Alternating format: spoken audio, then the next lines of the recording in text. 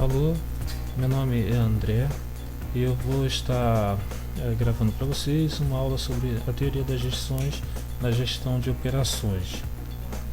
E esse vídeo vai ficar disponível tanto no YouTube como no meu blog, né, logisticatreinamentos.wordpress.com. Quem desenvolveu a teoria das restrições foi o Sr. Eliyahu Goldratt. Ele é físico, né? Era físico e filósofo, e em cima dos conceitos da física e filosofia ele desenvolve a conhecida teoria das restrições. O que é a teoria das restrições? São técnicas, né, das ciências exatas e filosofias aplicadas às organizações humanas. Como ele era físico e filósofo, ele desenvolve todo o seu conceito em cima da filosofia e de técnicas da física e das ciências exatas. O Sr. Eliyahu Goldratt, ele é judeu. Na década de 70 ele era um ilustre, né, professor, já doutor, numa faculdade renomada de Israel.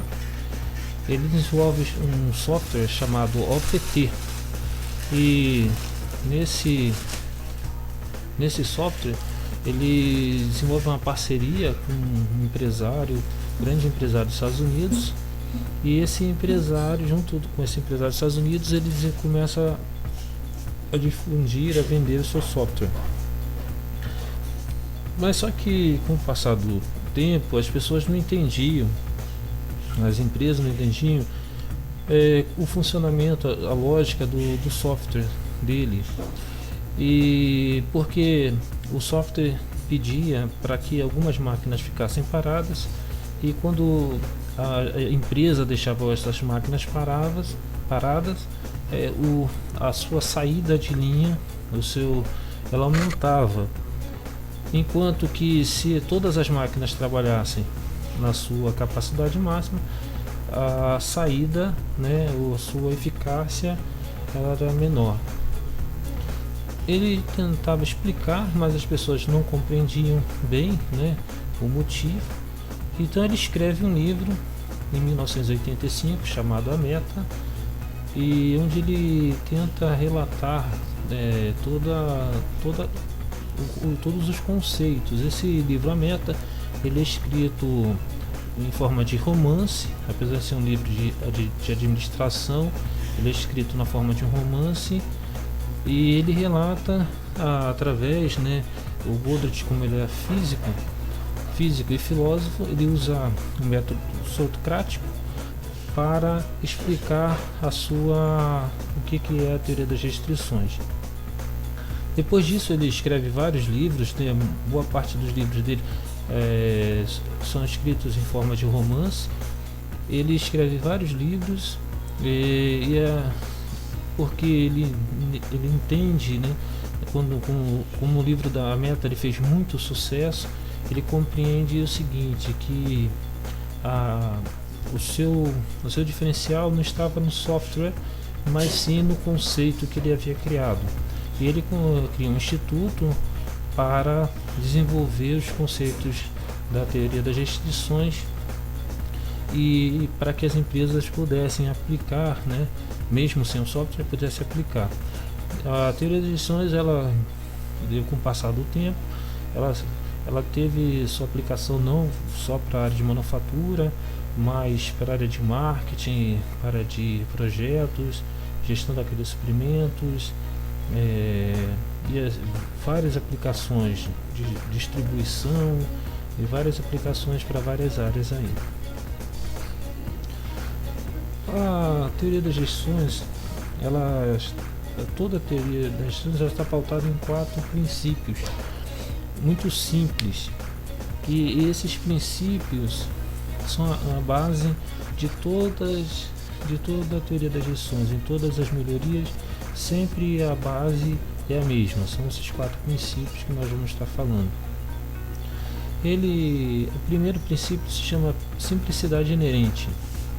A simplicidade inerente, ela fala que um processo, ele não, um sistema, né, um processo, ele é simples se ele estiver interligado, né? Então, olhando para a figura, essa figura, nós percebemos que olhando para ela parece o sistema A, ele aparenta ser mais simples, mas o sistema mais simples é o B.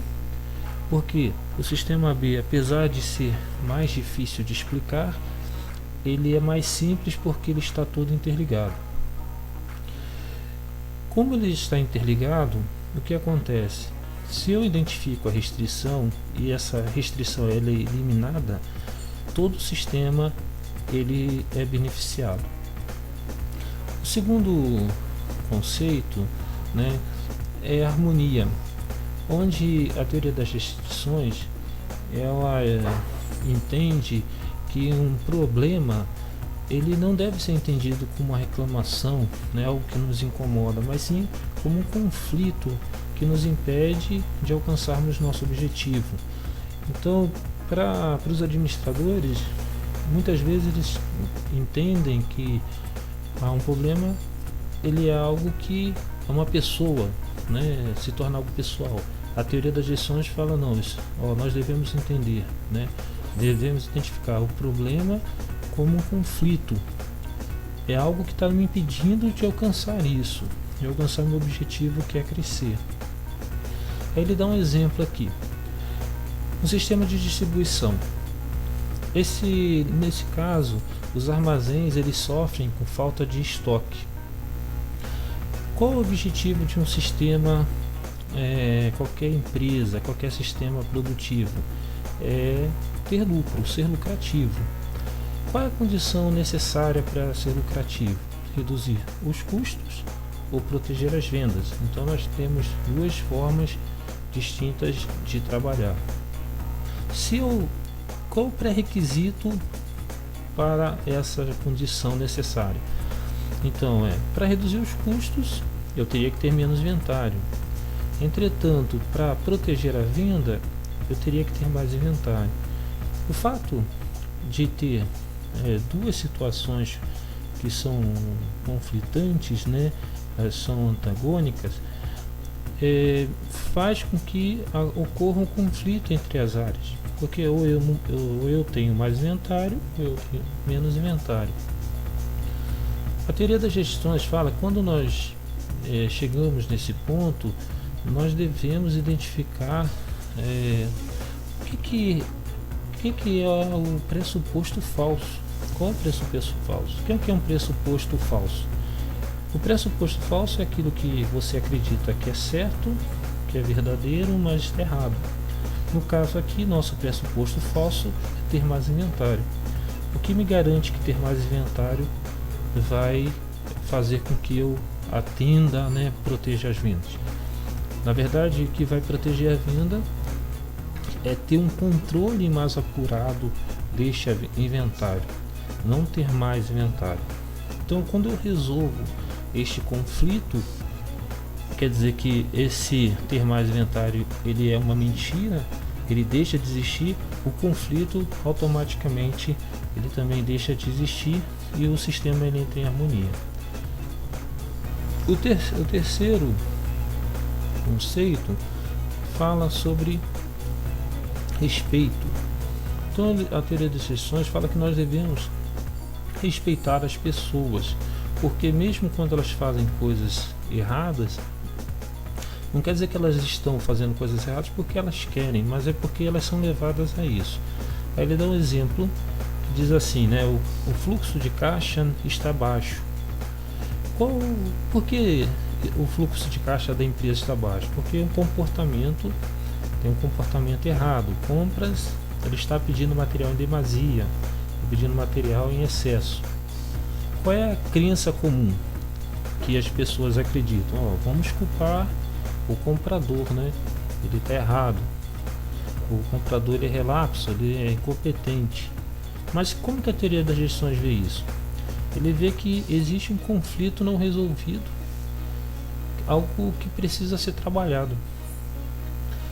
Por que isso? Porque na verdade o comprador ele tem uma política que ele precisa seguir. E essa política diz, a política não é definida pelo comprador, é definida pelo presidente, pelo dono da empresa, os diretores.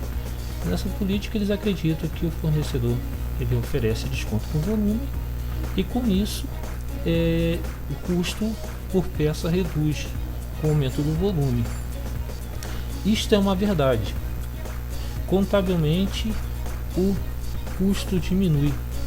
Só que o fato do custo diminuir, pelo fato você contabilmente isso é uma verdade, mas não tem um contraponto que é você aumenta o volume de coisas que você tem que abastecer.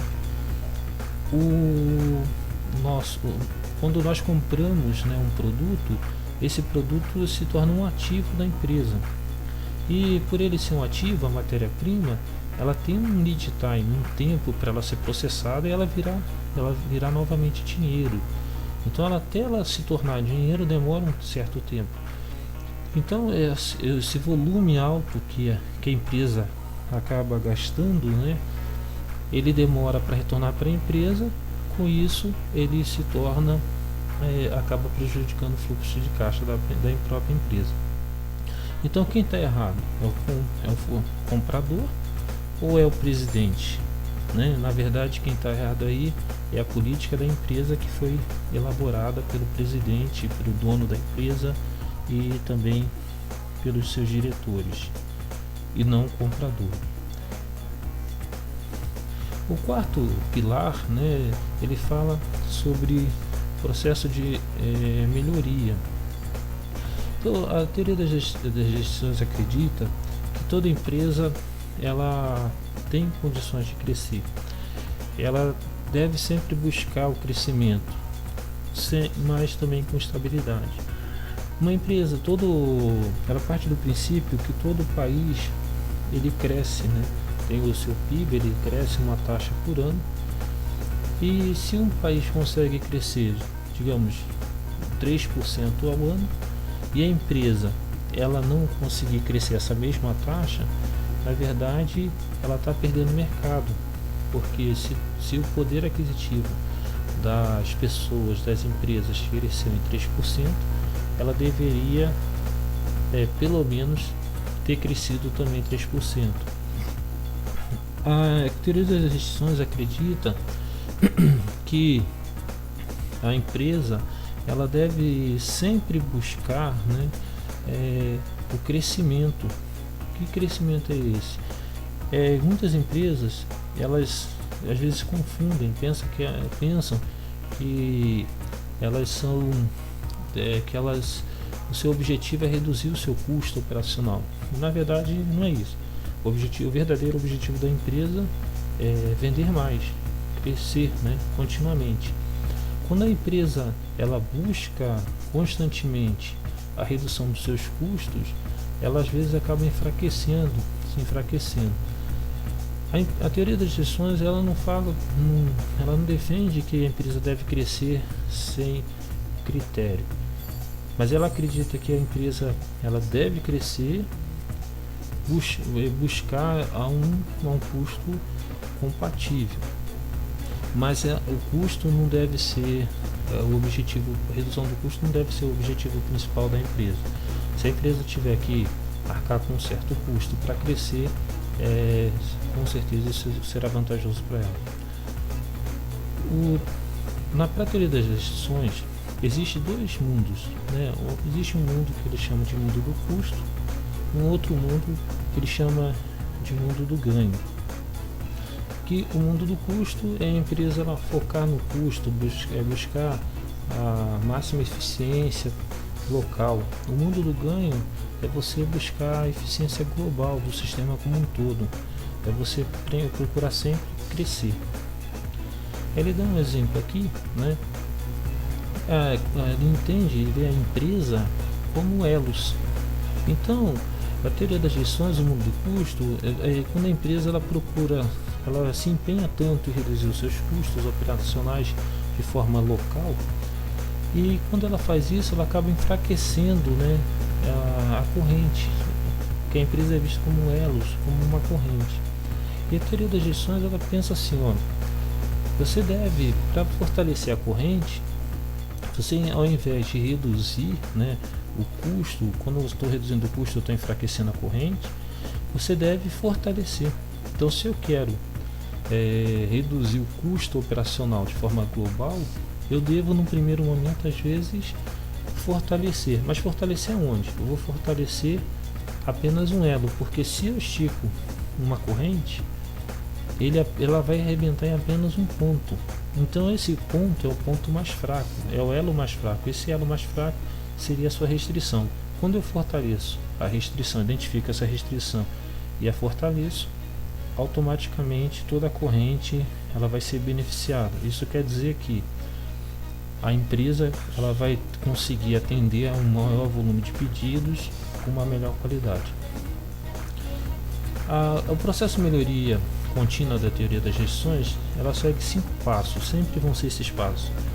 O primeiro é identificar a restrição, depois explorar essa restrição, subordinar tudo que ela fez às decisões anteriores, elevar a restrição, e quando você consegue quebrar a restrição, você deve voltar à etapa 1 e novamente. Então o processo da teoria das gestões ela nunca tem fim, porque quando a restrição é eliminada, ela passa para uma outra área, aí você tem que começar novamente, identificar a restrição, decidir, subordinar, elevar, aí volta ao primeiro passo e assim por diante. Então o processo da teoria das gestões é um processo que mexe com inovação.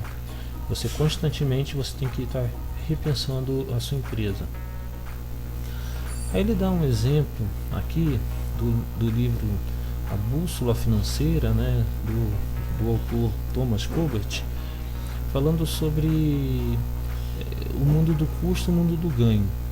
Então ele fala sobre uma empresa chamada Duas Camisas, tem 2 recursos e um recurso chamado corte, né, onde você vai cortar o material, e outro recurso chamado costura. Você faz 2 camisas, né, de mulher e de homem, e tem os tempos de 2 minutos na máquina de corte da camisa de mulher, 10 minutos da camisa de homem na máquina de corte, 15 minutos da camisa de mulher na máquina de costura e 10 minutos da camisa de mulher na máquina de costura.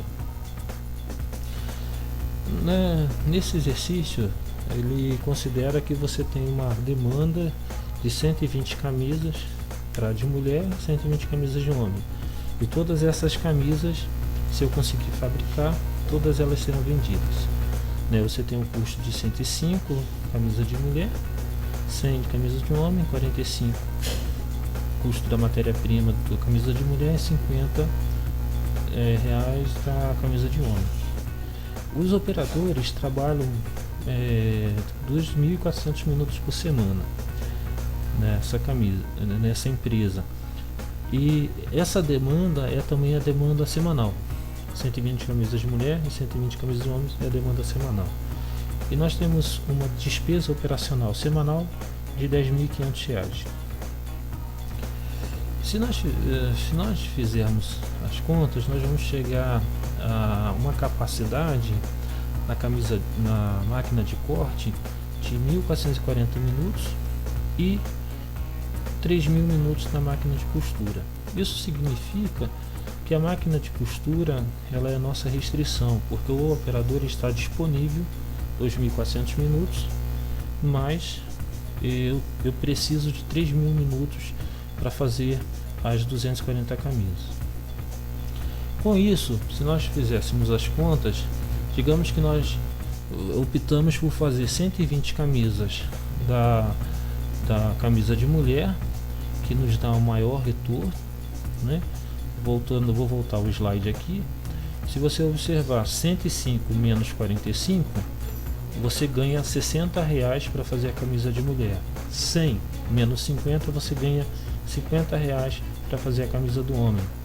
Então, fazendo todas as camisas de mulher, o que sobrar de tempo, eu vou estar fazendo a camisa do homem, quer dizer, 60 camisas do homem. O meu resultado vai ser de um lucro negativo. Então, eu fazendo todas as camisas que me dá maior retorno, eu tenho lucro negativo. Agora, quando eu faço, se eu fizer diferente, eu fizer todas as camisas do homem, que eu tenho um lucro menor, e o tempo que sobra eu faço todas as camisas, eu faço uma parte das camisas de mulher, é interessante, eu tenho um lucro positivo. Por que aconteceu isso? Aqui nós não temos nenhum milagre. O que está acontecendo aqui é o seguinte, é que vou voltar aqui o slide. O que está acontecendo é que a camisa do homem na restrição ela consome 10 minutos. Então, como eu fiz todas as camisas do homem e ela consome menos tempo na restrição, sobra mais tempo para fazer a camisa de mulher e consequentemente eu tenho um lucro de R$300. A teoria das restrições ela tem vários campos, mas o que eu vou estar explicando aqui rapidamente é sobre um conceito chamado TPC-GP clássico, que é o conceito que ele apresenta no livro A Meta, que é o T de tambor, o P de pulmão, C de corda, GP é gerenciamento do pulmão. E o clássico é porque foi o primeiro. Esse sistema ele foi desenvolvido para o make to order, quer dizer, a produção puxada. Nós podemos ver aqui esses conceitos aplicados dentro da teoria das restrições. Eu tenho a máquina A, tenho a máquina B, tenho a máquina C, a máquina D. A máquina C é a nossa restrição, porque ela é um recurso mais lento. As outras máquinas elas são mais rápidas. A teoria das restrições, o TPC, o T é o tambor, ele é a programação da teoria das restrições, que fica na máquina, dentro da máquina que é a restrição. O que é o pulmão? O pulmão, essa bolinha verde, é um estoque de peça física que fica antes da restrição. O conceito corda é a subordinação. Nós temos as máquinas A e B, elas estão subordinadas à programação da restrição. Isso quer dizer que elas só podem fazer o que a restrição vai usar. Para que isso ocorra, na prática, a corda é uma lista de liberação de material para produção, com base no que o tambor está fazendo. Então, quando o material é liberado para produção, nós temos dois conceitos, um que é chamado ativar, o que significa ativar? É que a máquina, quando ela recebe, ela só pode trabalhar se ela tiver material. Se ela não tiver material, ela para. E ela deve trabalhar, e o conceito de ativar, ele trabalha em conjunto com a regra do Papaléguas. O que significa a regra do Papaléguas? Quando a máquina recebe material, ela trabalha, mas trabalha na sua capacidade máxima. Isso é para quê? É para que a capacidade protetiva, essa capacidade a mais que essas máquinas A, B e D têm em relação à máquina C, ela seja preservada. O TPC ele é como se fosse a programação da produção.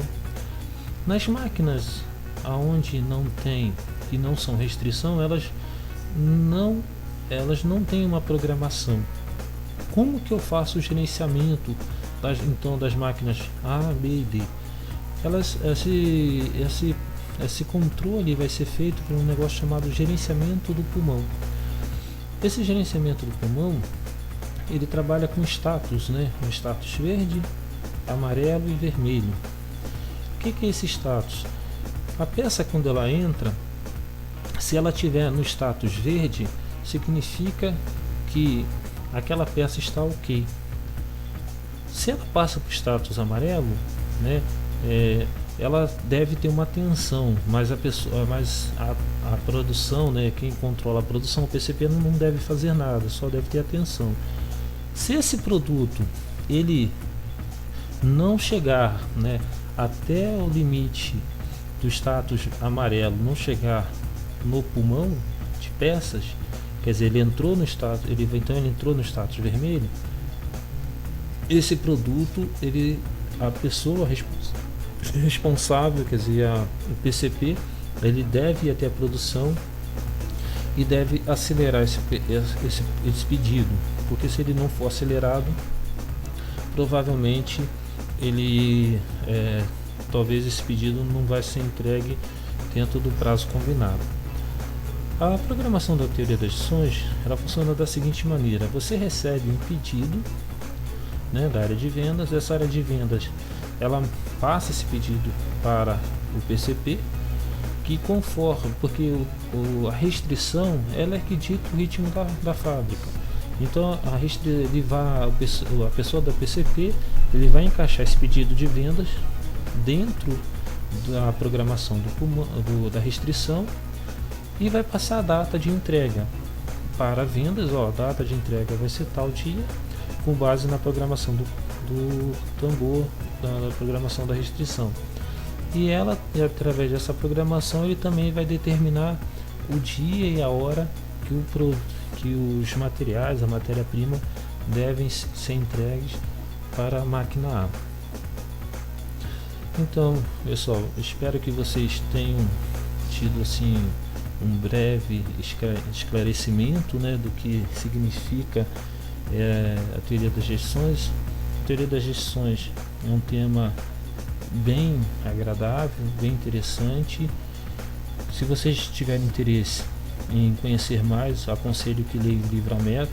É um livro muito bom, já li esse livro umas 4 vezes e vale a pena, tá? Existe lá nos primeiros slides, ele mostra outros livros, né, da teoria das gestões. Também boa parte desses livros já li, é muito bom e vale muito a pena. Espero que essa aula tenha agregado algum valor para vocês. Muito obrigado.